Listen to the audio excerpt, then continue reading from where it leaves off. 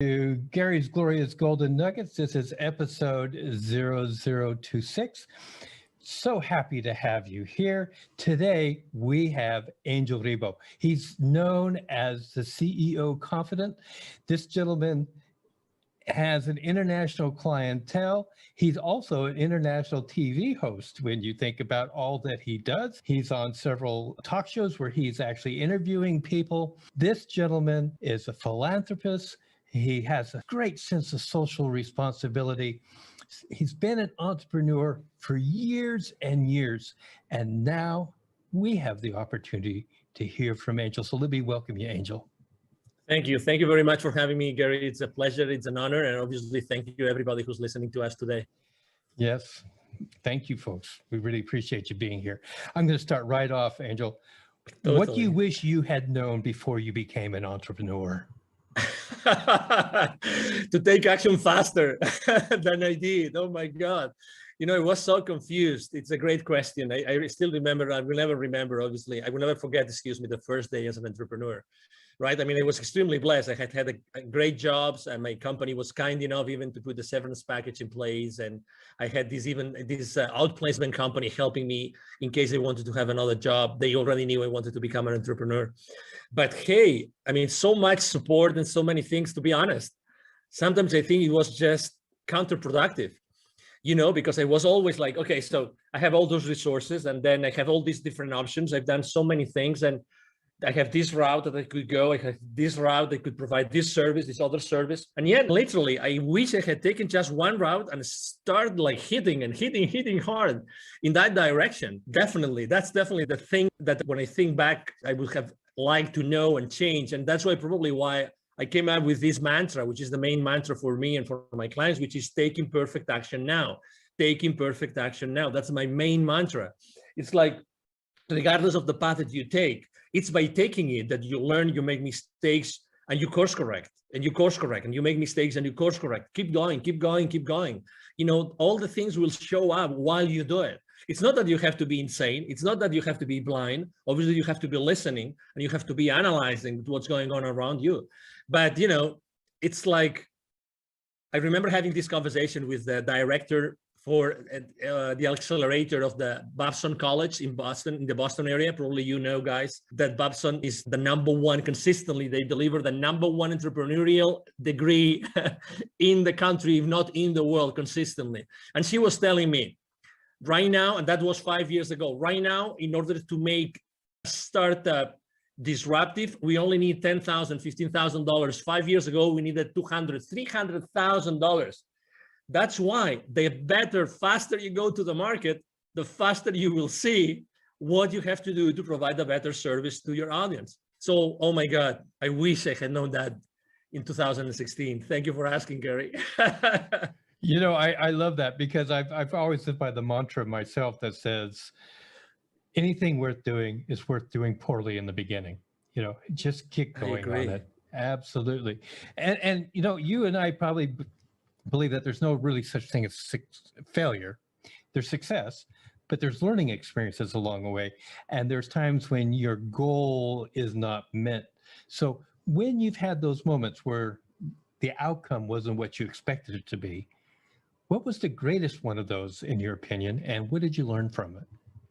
Actually, probably it was when out of the blue and through a personal connection, a company, an entertainment company from Spain came to me or called me and say, hey, we are the owners of such a TV network. We are in Spain. We're going to fly to Los Angeles in a couple of weeks. We would like you to be there because we would like to make you an offer. We would like you to help us develop their business. I had no idea, absolutely no idea about their entertainment business, nothing.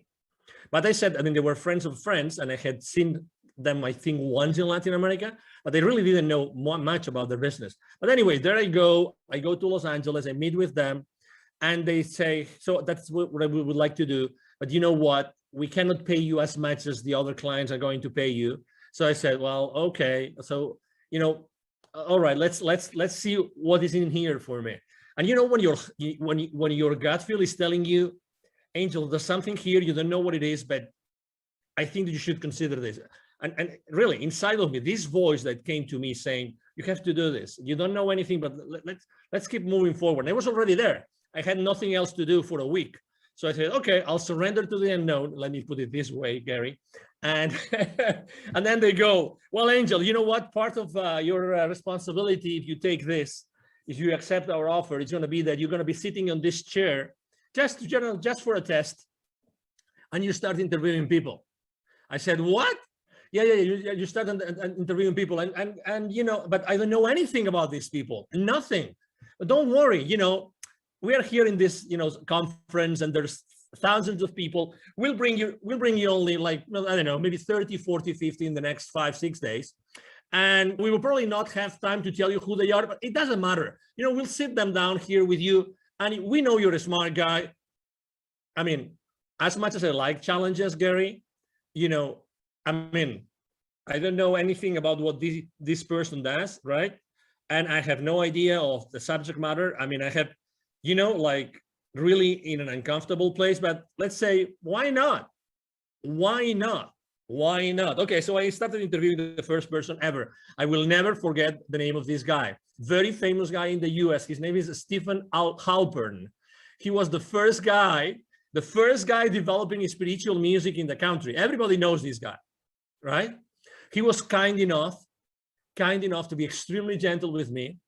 So, but you know what? I started like asking him questions, and I was just so concentrated, so focused on him, that I started asking one question after another. And the only thing I knew is that I didn't want to deceive the audience. So I tried just to make sure that what would the audience ask if they were me? What would they want to know? And you know, we came and going. And at the end of the conversation, Stephen, he might even remember this. This is funny. I am speaking about him today. He said, wow, you did a great interview. Thank you so much. I said, what? Oh, okay, thank you. Thank you very much. Obviously, I would never say, you know, I never recognized to him, right? Like acknowledge that it was my first ever. And the number 5 or 6 was this celebrity from Hollywood, the Michelle Rodriguez, you know, the actress from, you know, the Fast and Furious saga of movies. And you name it. I mean, but guess what? All this, like, you know, discomfort for these many days eventually put me in a place where I said, oh my God, this is a skill that I'm developing that I didn't know that I had.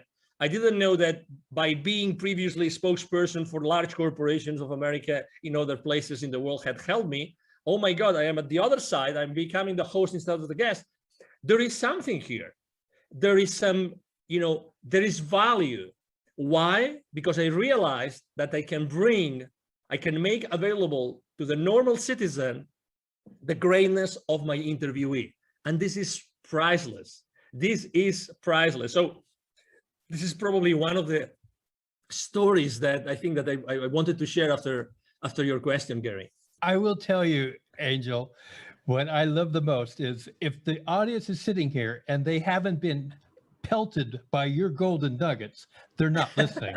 I mean, it's just one after another. It's like a machine gun going off. Boom, boom, boom. Thank you. Thank you. I love it. So what advice would you give somebody who's saying, okay, I want to be an entrepreneur, but what do you suggest? What would you say to them? Yes, you know, I think that we live in a very important moment in history. Obviously, it's now March 2021. In the upcoming weeks or months, this will be, this interview will be published. So it's a very important moment in life, and it's not a coincidence that we are living this moment. Okay, so I would like to just make sure that you understand what this means. Okay, so the world is what it is, and we are here, all of us, to play a role, like it or not. Okay, we are playing a role in the new world that we are creating. Okay, so that's number one. Number two, I was blessed enough last year of delivering a couple of webinars to the local, business accelerator communities here in Dallas, Texas, and both were about the following subject, which is pivoting in times of crisis. Pivoting in times of crisis. And after doing those two webinars to the local entrepreneurs and startup CEOs communities, I would say one thing: we all have this incredible talent.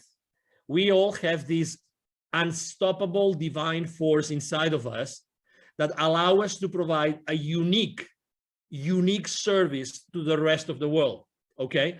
Nobody has had the same life that you, listener, has had. Nobody.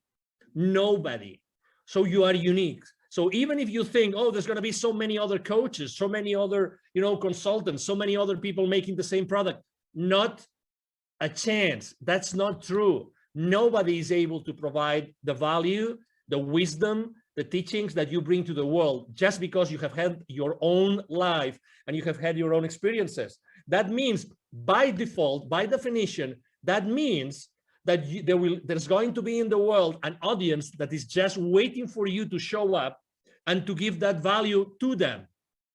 So when I was telling these guys, going back to the story of the webinars here about, pivoting in times of crisis, there's four things that I would like to tell you. Number one, you already know that you have passions, that, there's something that you are enthusiastic about.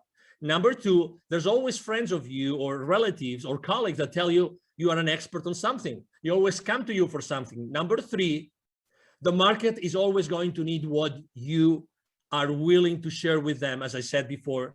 And number four, and that's the only question maybe you have to ask, is the market willing to pay for it? Yes or no? If the answer is yes, and 95% of the occasions, yes, the answer is yes, then you have a business. So again, don't be fearful. I know you are on the fence, and I just answered a question saying, what was the main mistake I made is being on the fence for too long, right? So I know you are on the fence, but at the same time, know that there's people out there waiting for your message, and they will never go, and they will never move hiring someone or paying for someone's services unless you show up and they resonate with you. They're waiting for you there. That's why I think, sometimes people, I remember when I was training salespeople, I've trained literally hundreds of salespeople, and I remember training them. And in the first training session, most of the people would tell me, hey, sir, hey, Angel, but what happens if I run out of leads? If I run out of leads, how am I going to make my quota? I would always tell them the same thing, always, to all of them. Okay, so whenever you run out of leads, please come to me, and I will give you another list of 1,000 additional leads that you can call onto. What I'm trying to say is that we have those limiting beliefs that we think that we are limited, we are in a box, and we are competing against the rest of the world, when everybody knows already that the wealth is in the follow-up, that nobody follows up. So there's always wealth for everybody. There's always, services that you can provide and people that will pay for you. It's collaboration that we have not been taught. That's why we are being taught all the time about competition, but the reality is that there's wealth for everybody. And if we learn to collaborate as opposed to compete, you will feel much more comfortable, and we will all make a nice living. All of us, no exception. I fully agree. And I thank you so much. Again, I hope you guys got another dump truck to fill up, because this guy is just going to give you golden nugget after golden nugget. So let's just talk about resources. Now, resources can be people, books, relations, etc. Can you just name three that have really influenced you in your entrepreneurial pursuits?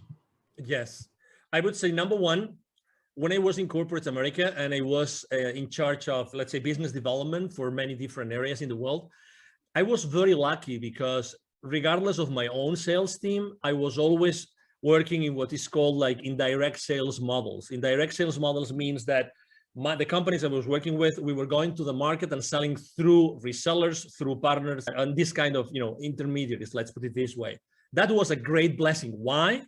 Because I became the most trusted advisor of all those companies. Guess what? The leaders of those companies and the different employees, they were pure entrepreneurs. They started their companies small, and they wanted to thrive, and they wanted to make a lot of money out of the margins that we were giving as the vendor, right? So that's the number one thing.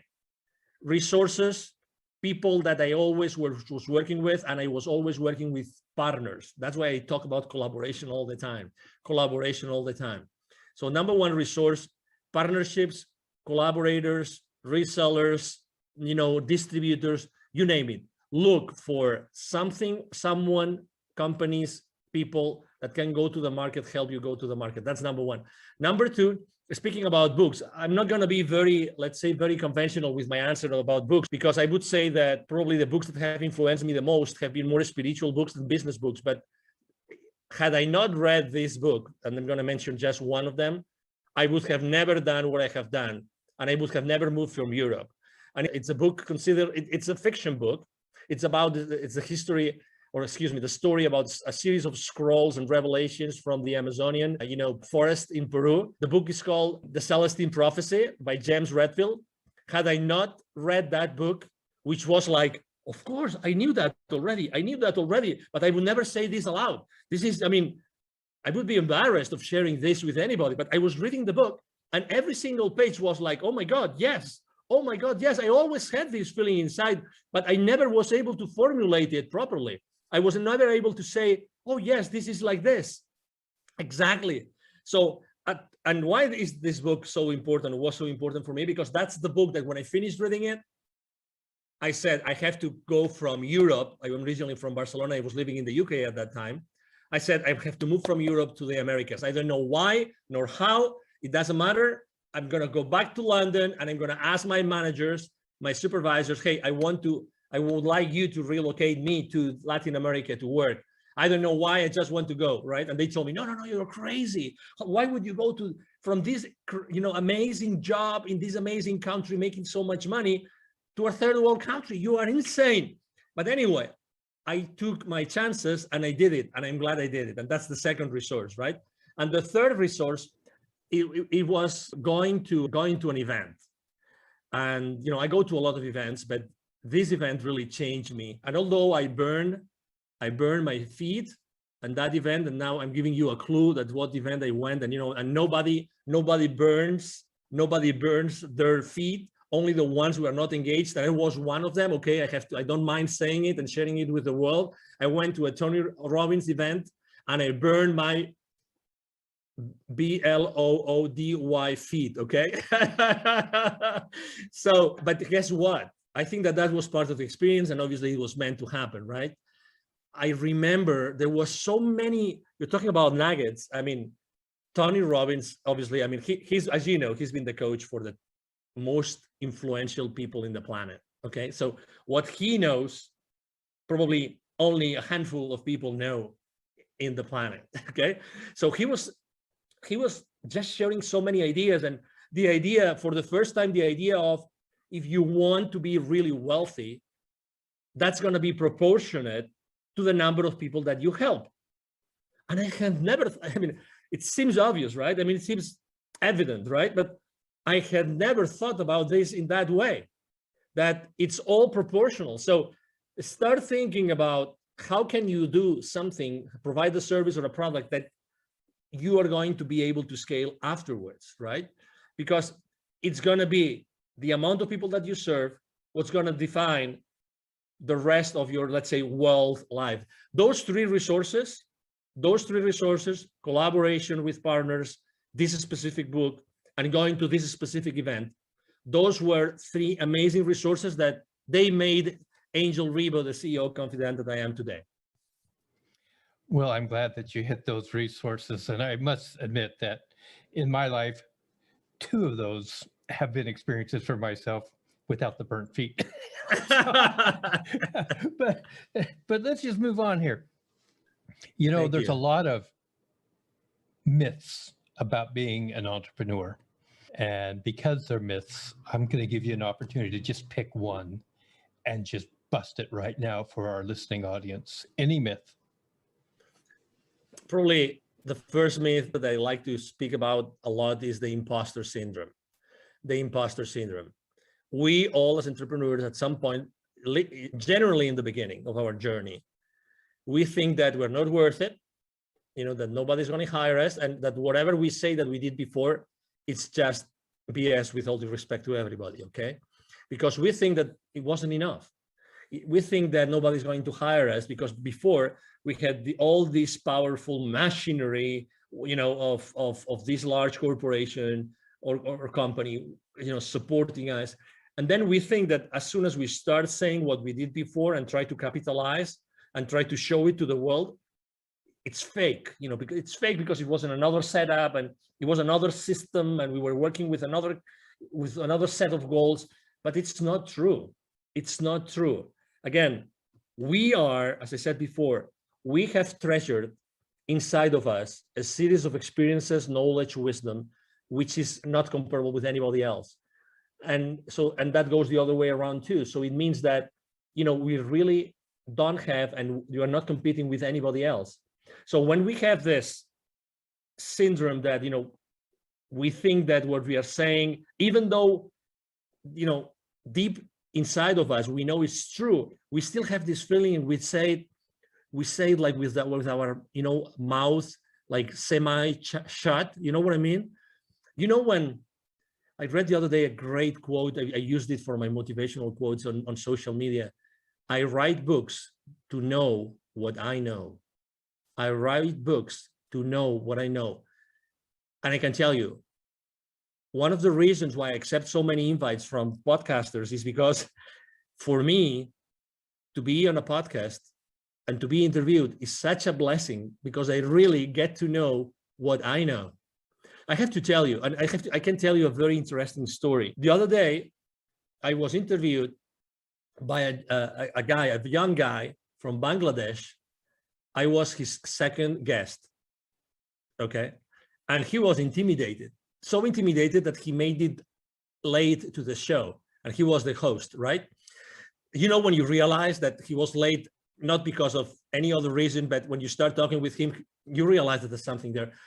And I spent literally like the first 5-10 minutes just praising him, just telling him how brave he was, how courageous he was, that I had been in his website and everything. And he was suddenly, I saw him growing. I saw him like becoming the phoenix bird. You know what I mean? This young man, I was his second, and he started asking me questions. And the questions he was asking me were so naive. But you would say, okay, they were naive, so they were not rich. No, because it's not such a thing as a naive question. I phrase it like this, so you realize you know what I mean. But he forced me to answer questions in a way that nobody else had ever forced me to answer. So out of his spontaneity or his, being genuine and naive, actually, we eventually had an incredible interview. I really thank him so much. And obviously I offer my help to him. He's in Bangladesh and he's a very young guy. You never know where the diamonds are going to be buried. You never know that. Never, ever. So it's very human. Going back to the original question, it's very human to have the imposter syndrome.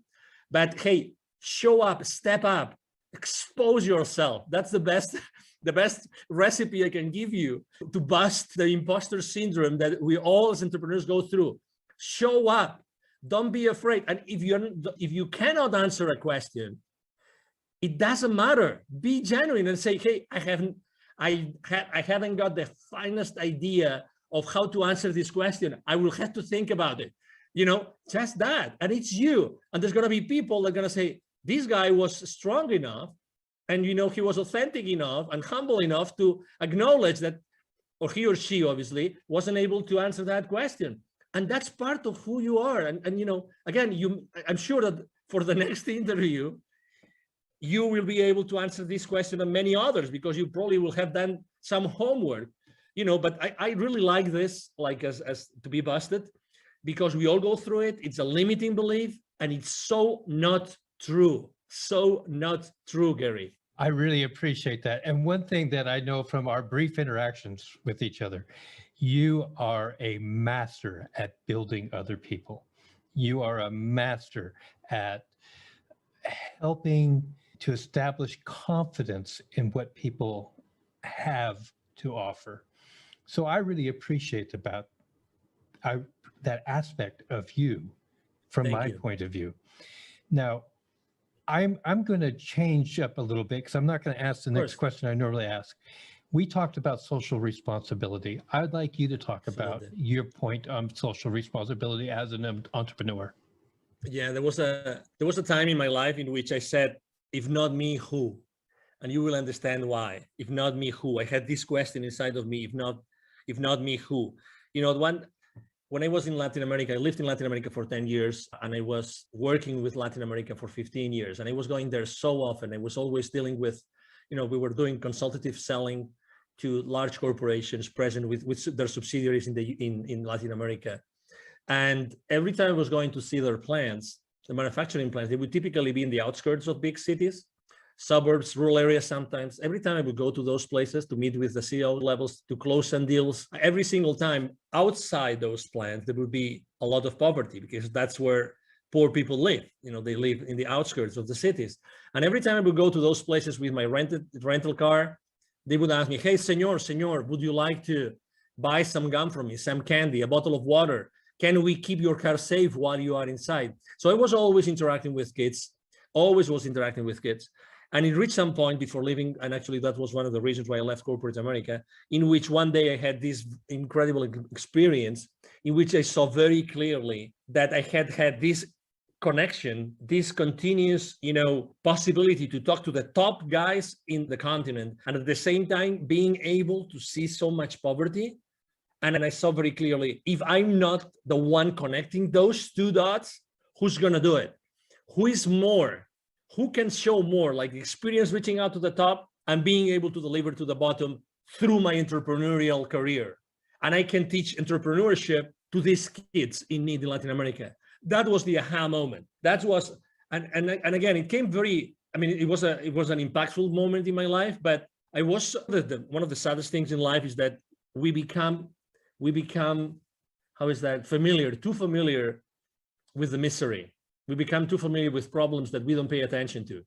And the more they show up, the more insensitive we become. We become insensitive to people that are really in depth, in deep problems. And let me tell you an example. Just in Latin America, there's 170 million kids in 2012, according to UNICEF. 81 million kids live in poverty in Latin America. 81 millions. Okay, so the population of the US is 350 million roughly.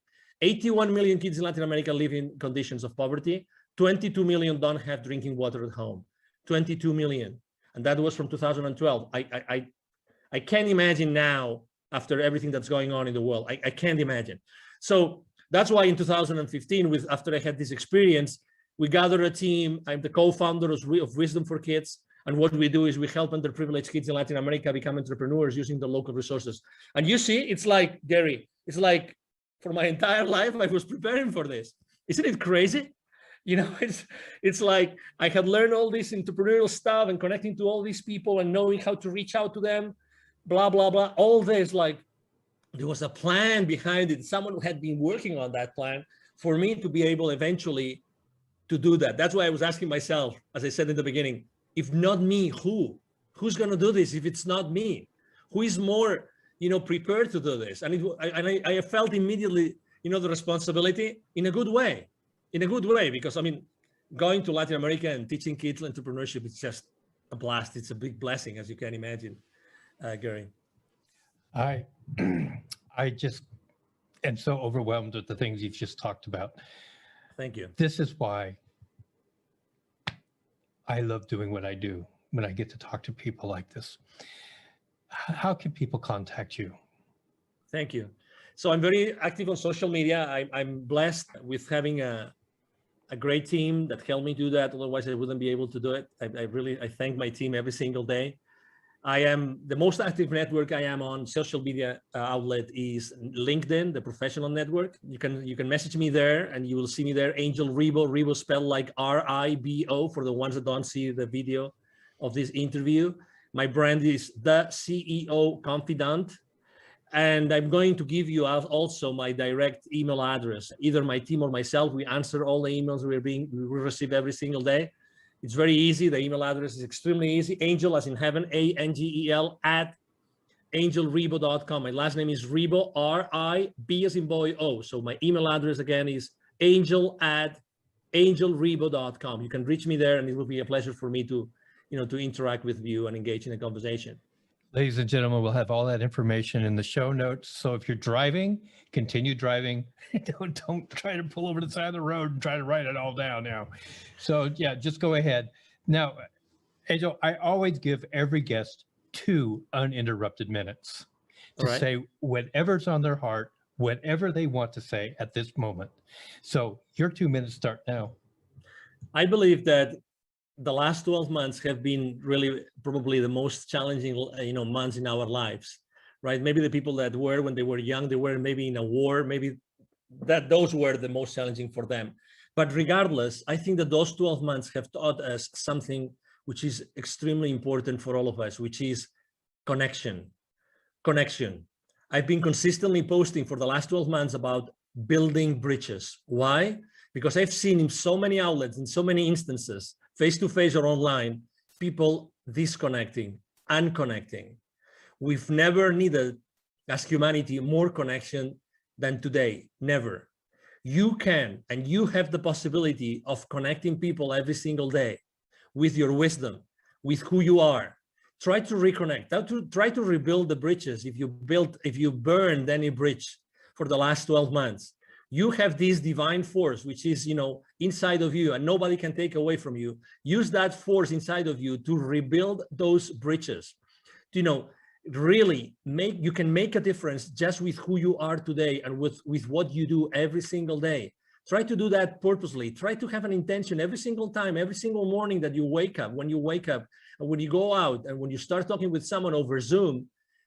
Try to build a connection. Try to create a connection. Make it an intention, because we all need it. This is happening really because of something. There's some reason behind, all the fear and all the challenges. And the reason why this is happening is that because we have to become more aware of what we really can do as humans. I see this every single day. Thank you, Gary, very much for allowing me to be here. You are right. When I work with someone, I really make sure that they understand their own potential. That's my main goal with everybody I work with. To make them understand their absolutely incredible potential. And, it's been a pleasure to be here with you today. And thank you for allowing me to maybe share some nuggets with you. And obviously, I feel so honored to be here, and anything I can do for you and for your audience, it will be a pleasure to do it, Gary. Thank you so much. Angel, God, I love you, man. You're great. Thank you. Likewise. Ladies and gentlemen, that is going to conclude this episode of Gary's Glorious Golden Nuggets. If you've enjoyed the show and you haven't subscribed yet, please do subscribe. If you would like to share this with somebody, please do. Help our audience to grow. Angel, you are a gold mine. Thank you so much. Thank you so much for your time. Absolutely.